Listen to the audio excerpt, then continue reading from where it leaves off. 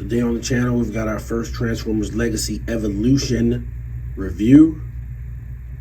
Transformers Comic Universe Tarn on Way I Got It Figured. The way I got it figured.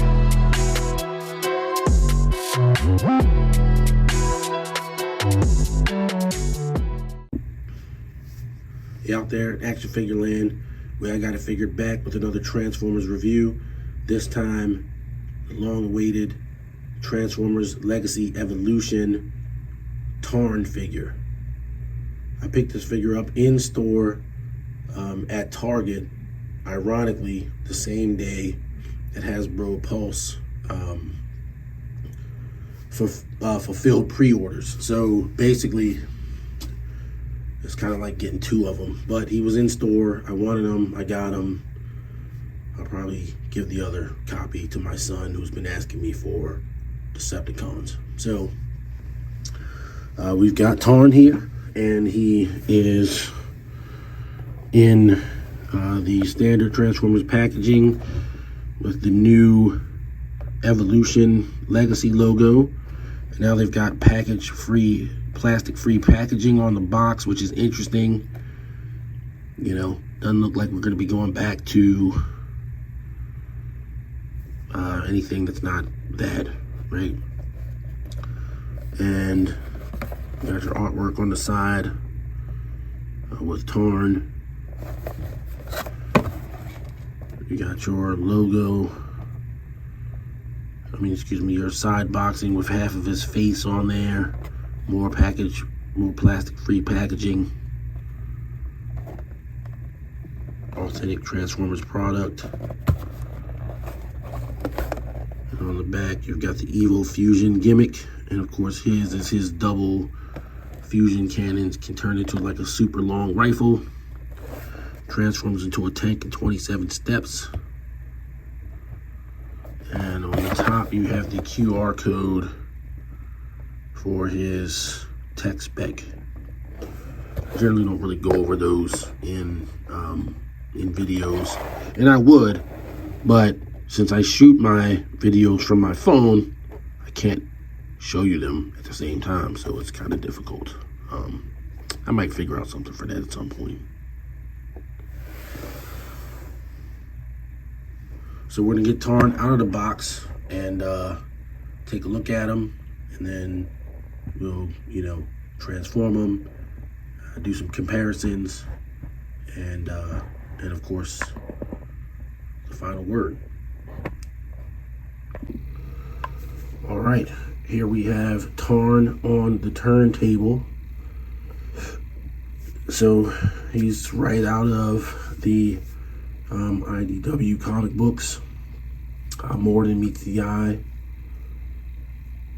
and Lost Light, which is where he primarily appeared.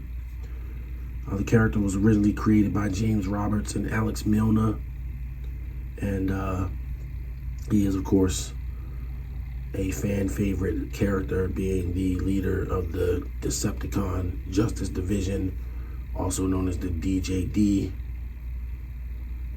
And he's a character who has a pretty extensive backstory, and of course, having a Decepticon symbol on his face, he was going to be an instant hit.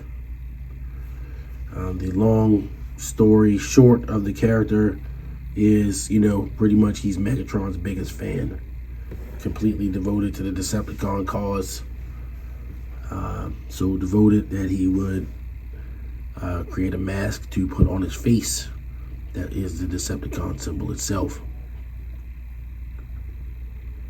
He's an extremely powerful character with outlier abilities that are, in the IDW stories, the outliers were characters that had some ability beyond just normal mechanical things. So think of your characters like Skywarp or Trailbreaker or Mirage, or anybody that could do something beyond, what you would think just a robot could do. His ability was to control mechanical things, and as he got more skilled at it, he could eventually cause a transformer to die by shutting down their spark merely by speaking. And while he would speak in very erudite terms, in an erudite way, he's really a sadistic, psychotic, sociopathic killer.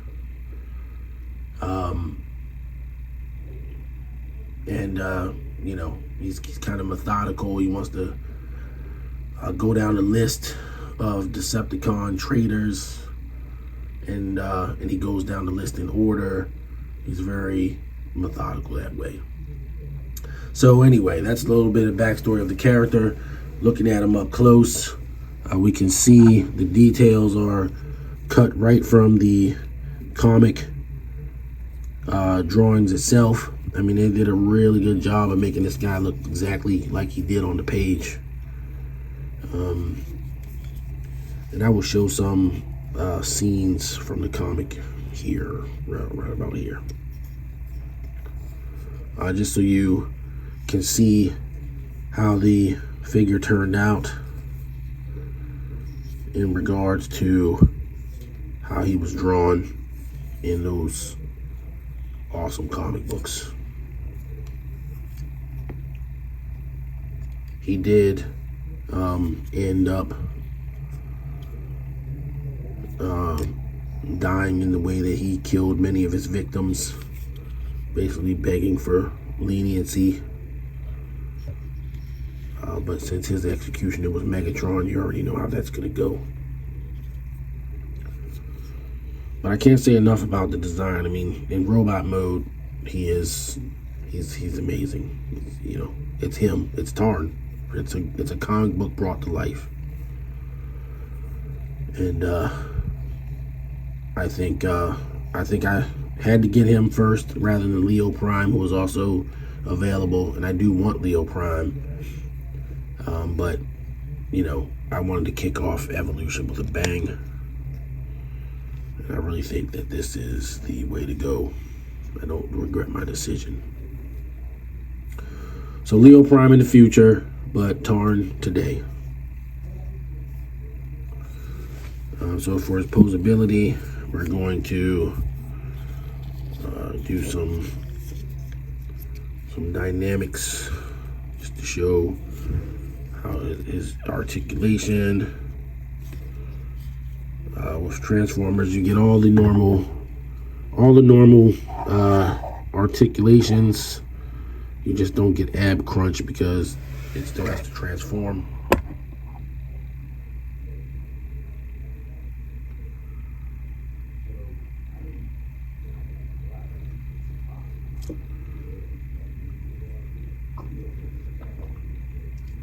And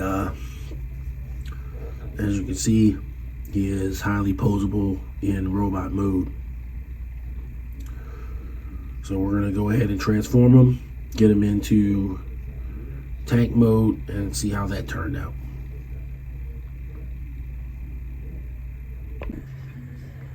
Alright, so here we have Tarn in vehicle mode. Transformation isn't that difficult. There's some parts that you need to look out for when you're going to transform them. Obviously, MGO gets everything early, so you can check out his transformation video, but just be aware of some things.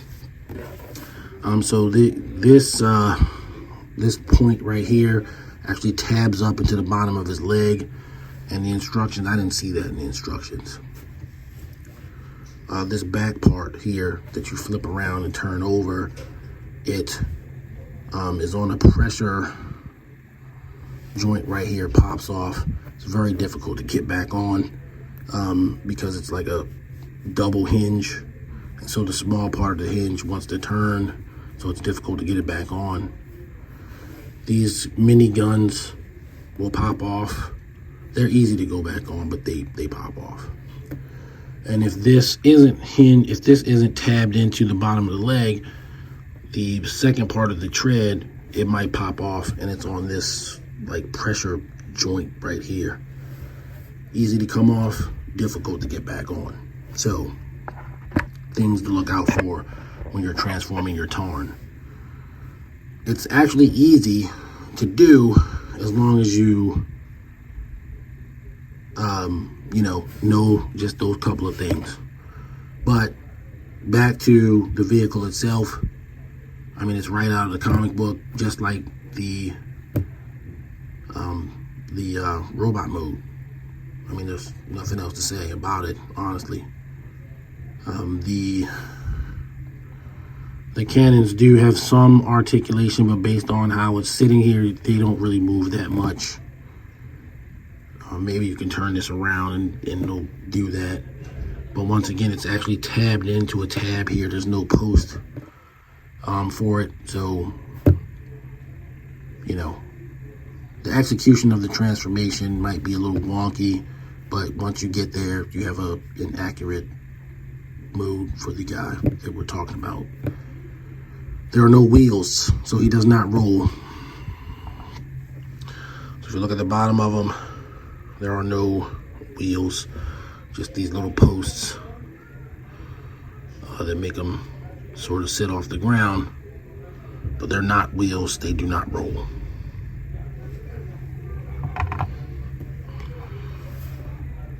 Now, one of the other cool things about him is he has full blast effect compatibility.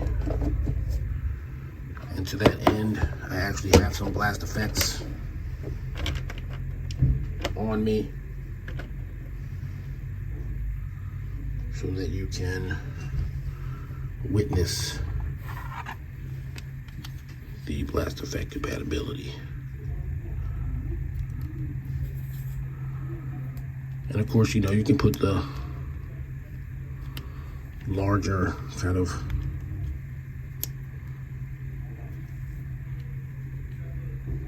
bloosh effects in there. So there's that.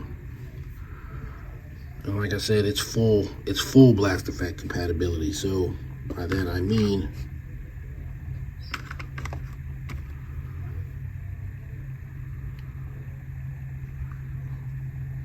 these smaller cannons also accommodate standard blast effect.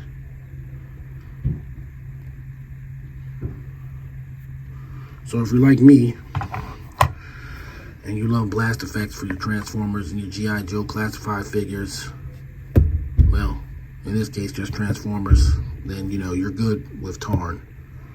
I was elated to see that even though it seemed like for a minute they were maybe backing away from it with some of the earlier releases, like Blaster, which I felt was a big letdown. They lean back into it. So even though nothing's really coming with blast effects like it was, they still have the port to go, the 3mm port, or the little nub to accept the blast effect. So that's a winner to me.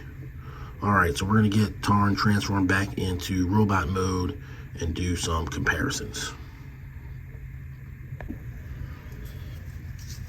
For a point of comparison, we have Tarn with his idol Megatron and Starscream, who perhaps at different times could easily end up on the DJD list of offenders. I don't recall if he ever did, but from a size standpoint, he was roughly the same size as Megatron in the comic book. He's a little bit shorter. That's about right to me. So it's a nice imposing size for the leader of the Decepticon Justice Division. The looks of the figure is impressive. He has a nice heft to him. His weight is kind of right there, and he doesn't have a particularly difficult transformation. You just got to be careful with those things I mentioned on the transformation portion of the video, but it's not overly terrible, once you know what you're doing. And while I'm not necessarily out here to promote everybody else's videos, I have no problem doing that when it's something that that's going to help everybody, right? Emgo did a great job with his transformation video and his review of the figure, for that matter. So check him out. So yeah, that's Tarn with Decepticon size comparisons. All right, next we have Tarn with a couple of Autobots that are technically the same guy, Rodimus Prime and Hot Rod. Rodimus Prime being about the same height as Megatron, Hot Rod being a tall deluxe figure. And size looks about right again. So, I think he's right about where he needs to be size-wise. Not too big, not too small. He's gonna look great on your shelf, no matter how you cut it. So here's Tarn in Megatron's chair on the Nemesis. He fits in it pretty well. I thought that was something worth showing. So yeah, you can have him lorded over the other Decepticons, or maybe it's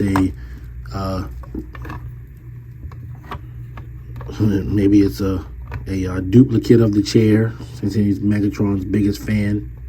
It's not above him to do something like that. So there you go. Tarn in Megatron's chair.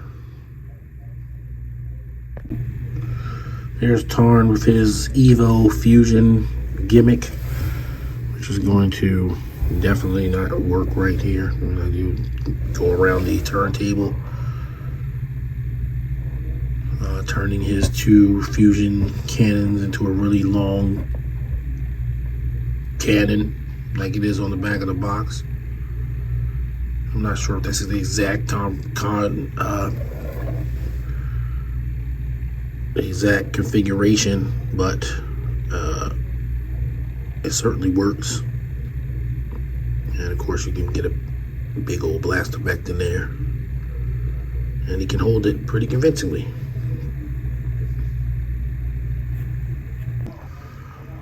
All right, final thoughts on Comic Universe Tarn. This figure is, on a lot of people's want lists, wish lists, wait lists, and it's finally come to pass. And he definitely fits the bill, hits all the right notes for a modern day Transformers figure and for a comic accurate Transformers figure. One of the things I didn't mention when I was doing his posability is, of course, he does have the opening hands, so I'd be remiss if I didn't mention that. They're even somewhat pointy, because I remember in the comic he had, they were almost like claws or something. So yeah, so he does have opening hands. I should have mentioned that. I apologize. But yeah, he's great. What I would probably say is, you never say never, because hey, who knew that we'd ever get a Tarn in a mainline Transformers action figure line. But I still don't hold out a lot of hope for the rest of the Decepticon Justice Division. So, you might have to work with your head canon a little bit there.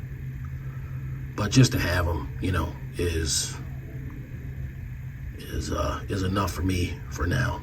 So, way I got it figured, Tarn gets a 9 out of 10.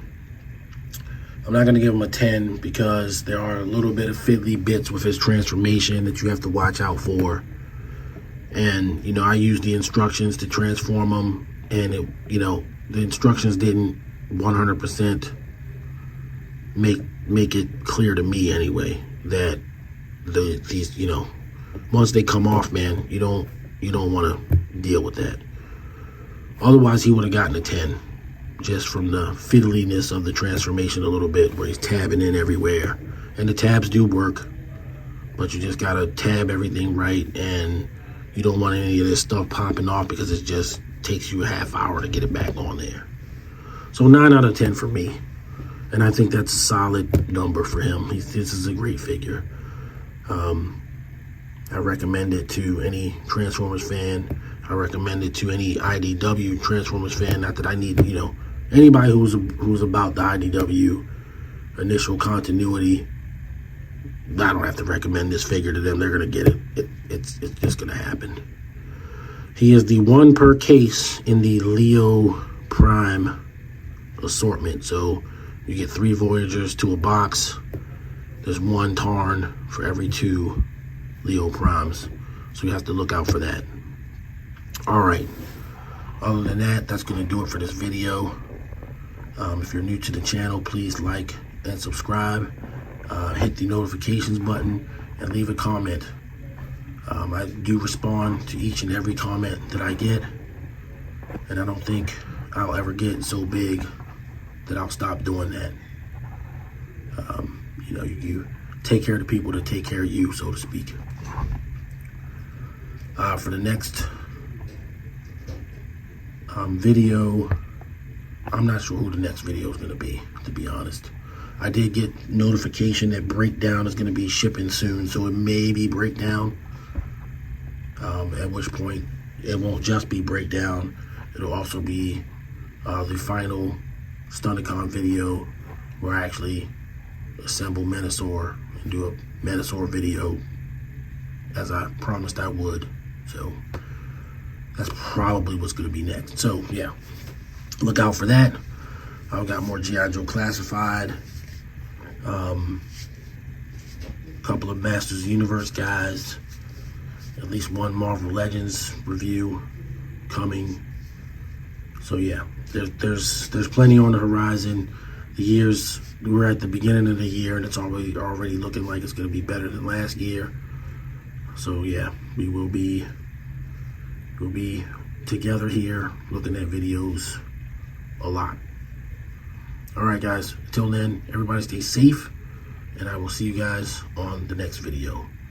Peace.